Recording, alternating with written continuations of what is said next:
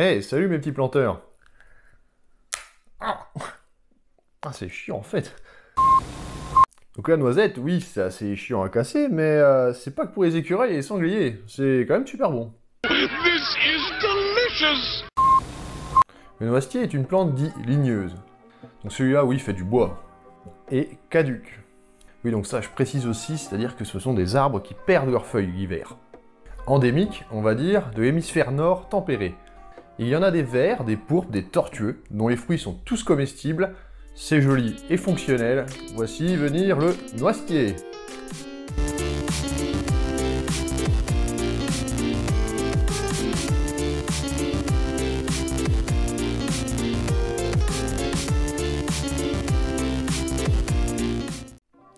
Le noisetier commun, aussi appelé coudrier, fait partie de la famille des bétulacées, comme le bouleau par exemple, et son genre, Corylus, fait référence au casque en latin. Pour sa couronne qui entoure le fruit, apparemment.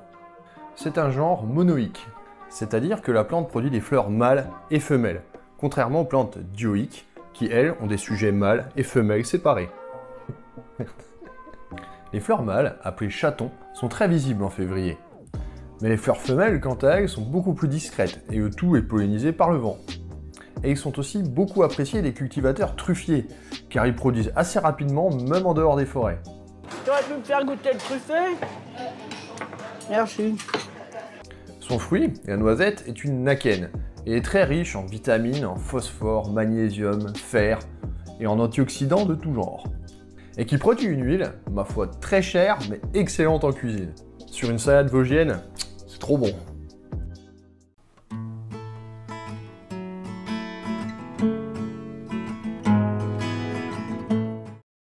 Le noisetier est un arbre parfait pour les plaines des milieux tempérés. Il peut être présent jusque sur les hauts plateaux, à plus de 1500 mètres d'altitude. Il aime les sols frais, drainés et argileux. C'est un arbre qui préfère la mi-ombre. Très rustique, il est préférable de le planter en novembre pour une bonne reprise. Le noisetier commun atteint facilement 3 à 6 mètres de hauteur et est très utile dans les haies champêtres, car il sert de nichoir pour un grand nombre d'oiseaux par exemple. Le noisetier pourpre et le tortueux se plantent dans les mêmes conditions, bien que ce dernier ne dépasse rarement les 3 mètres. Faites cependant attention aux araignées rouges en été, surtout sur les noisetiers tortueux qui sont super sensibles. En automne, on trouve les plants dans les jardineries ou chez le pépinériste de la variété désirée. Mais pour une bonne production, il est conseillé de planter 2 variétés à floraison décalée. Les arbustes, qui ont 4 à 5 ans et qui sont prêts à être plantés, peuvent vivre jusqu'à 60 ans. La multiplication peut se faire naturellement au pied d'autres arbres plus âgés, dû aux chutes de noisettes ou par marcottage aérien.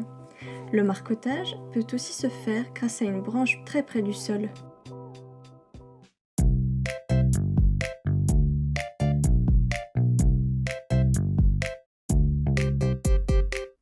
Pour commencer cette série d'anecdotes sur le noisetier, il était impératif que je vous parle du noisetier tortueux, le contorta.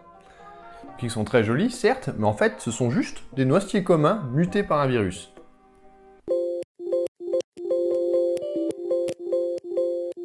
C'est d'ailleurs pour ça que les rejets et les plantes semées à partir d'un noisetier tortueux n'ont pas cette mutation, car ils ne se transmettent pas aux semis.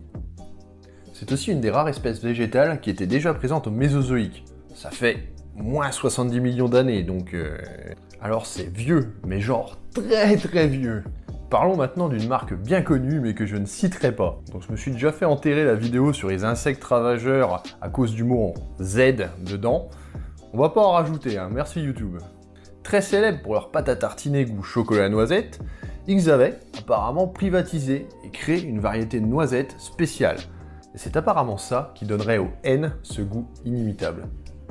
Le noisetier est aussi bien évidemment très populaire auprès des sourciers. Il est à l'origine de la fameuse baguette de coudrier, en Y, et à ce niveau-là, il n'y a guère que le saule qui puisse l'égaler. Donc nous allons finir avec les points positifs et les points négatifs des noisetiers. C'est un arbre parfait pour les climats froids et tempérés. Pas besoin de protection pour l'hiver, il est très robuste. Il offre un bois souple et solide. Certains le tressent, un peu comme de l'osier, d'autres en font des cannes à pêche, et moi par exemple, on rame nos petits pois avec. Puis je me répète, hein, mais c'est vrai, mais les noisettes c'est quand même trop bon. Bon, passons au point négatif maintenant. Pour les cultivateurs truffiers, ils poussent plus vite, mais beaucoup moins fiables que d'autres essences comme le chêne par exemple. Il est très bien à posséder dans son jardin, dû aux multiples utilisations que l'on peut en faire, mais par contre, il peut vite devenir très envahissant. Et faites aussi attention au baladin des noisettes, un charançon qui peut vite ruiner une récolte. Et voilà mes petits planteurs, c'est la fin de la vidéo. Comme d'habitude, n'hésitez pas à vous abonner à la chaîne, tout ça, de lâcher un petit pouce bleu si vous avez bien aimé. Je vous invite aussi à lâcher un commentaire si vous avez des questions ou autres. Bon, sur ce, je vous laisse, parce que ça m'a donné envie de me faire un petit goûter, tout ça.